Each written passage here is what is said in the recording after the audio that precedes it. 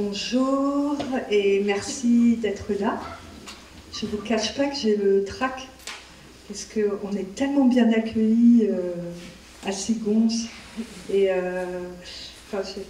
les enjeux sont forts. Nous sommes très heureuses de vous accueillir pour cette deuxième édition du Festival Hors Champ. La librairie La Carline est notre partenaire comme à chacune de nos manifestations. C'est la deuxième édition du festival et en fait notre propos, c'est pour chaque édition de faire une proposition différente, à la fois sur les contenus bien sûr, mais aussi dans les formats et dans les thématiques. Cette année, nous avons donné carte blanche à Sonia Chiambretto et Johan Tomrel. C'est ainsi peut-être que l'écriture de Sonia Chiambretto respecte les êtres et les existences qui l'ont inspirée, et qu'elle leur donne, par une procédure de stylisation, une nouvelle vie, poétique, versifiée et rythmique, et qu'elle fait surtout s'imaginer au lecteur une expérience qui lui est étrangère, réagençant en lui une élasticité du sensible. Un homme en boubou de cérémonie et son fils, 13 ans. L'homme. Bonjour, madame.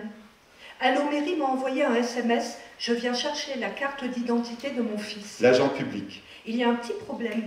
Je ne peux pas vous la donner. L'homme.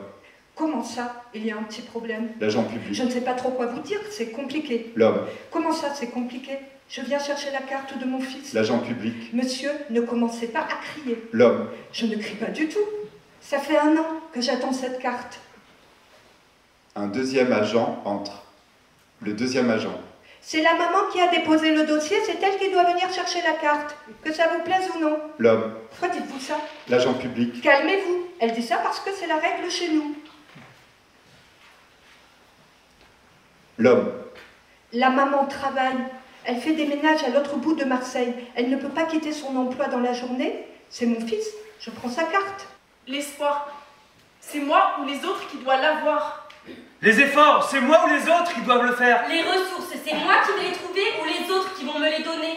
La force, je vais la trouver en moi ou à travers les autres. C'est moi qui vais arrêter ou les autres qui vont m'abandonner. C'est moi qui ai peur ou les autres qui sont effrayés. C'est moi qui vais vaincre ou les autres qui m'auront convaincu. Tout ça, dans ma tête, c'est moi. C'est moi.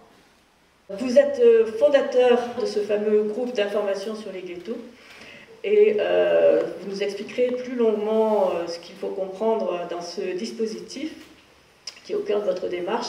Je dirais seulement en vous citant qu'il a pour objet de créer des espaces fictionnels poétiques interrogeant les mécanismes d'exclusion et de repli. Mineurs non accompagnés, c'est notre 3e pièce faite ensemble.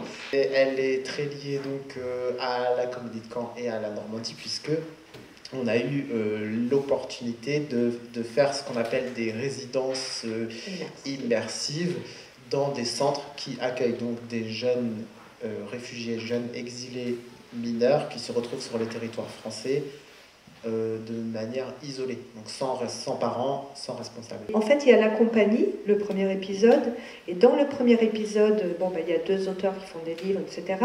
Il y a des performances et tout, et il y a des pièces, par exemple la pièce Oasis Love du Festival d'automne, ça fait partie de la compagnie, et il y a ce qu'on appelle le groupe d'information sur les ghettos, qui est spécifique, on vous en parlera plus tard, mais mineurs non accompagnés fait partie du groupe d'information sur les ghettos. Voilà.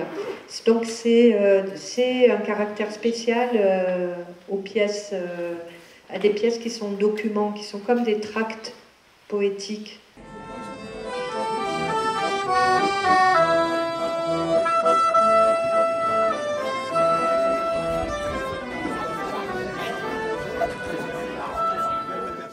J'ai rencontré ce matin, devant la haie de mon champ, une troupe de marins, d'ouvriers, de paysans. Où allez-vous, camarades, avec vos fusils chargés? Nous tendrons des embuscades, viens rejoindre notre armée. Aujourd'hui, plus de 10 années sont passées. Aujourd'hui, je suis mobilisé en Algérie.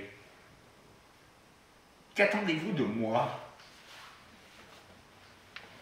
Je les estime, en général.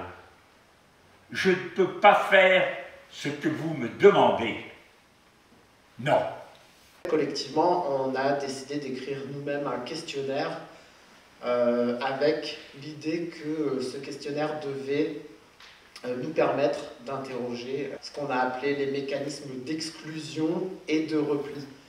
C'est très important pour nous, l'idée de ce double mouvement.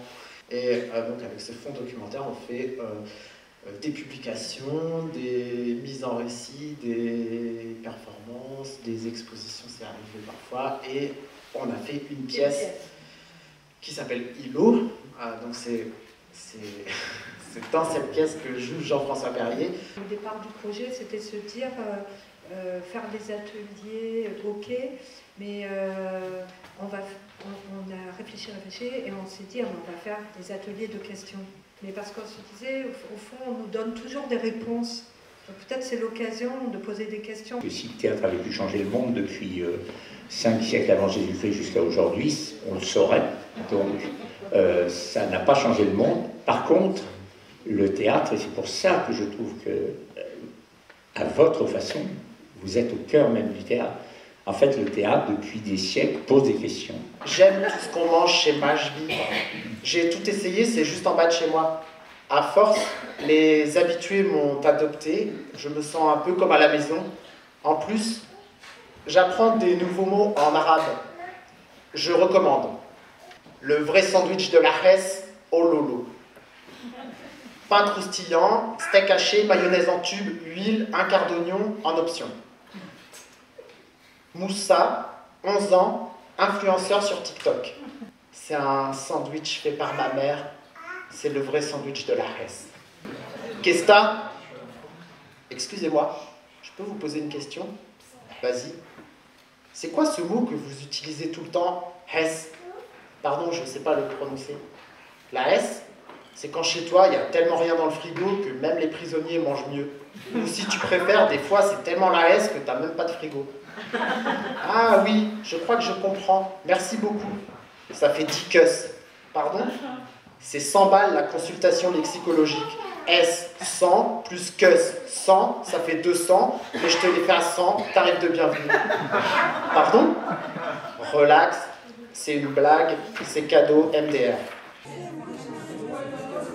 Donc les cadeaux qui vont vous être offerts sont offerts d'une part par l'association Désir de Lire et par la commune de Sigmons.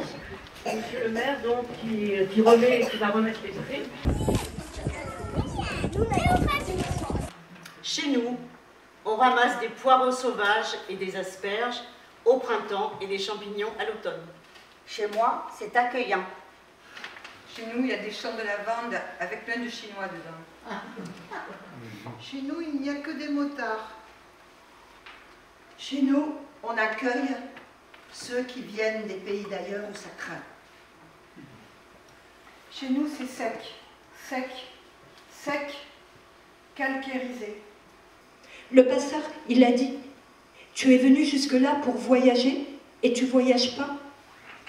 J'ai dit, moi, je bouge pas. J'ai rallumé ma cigarette, j'ai pris mon sac à dos, je me suis cassée dans la forêt. Les autres, ils ont bougé. 1 heure comme ça, et ils se sont tous noyés. J'ai beaucoup marché.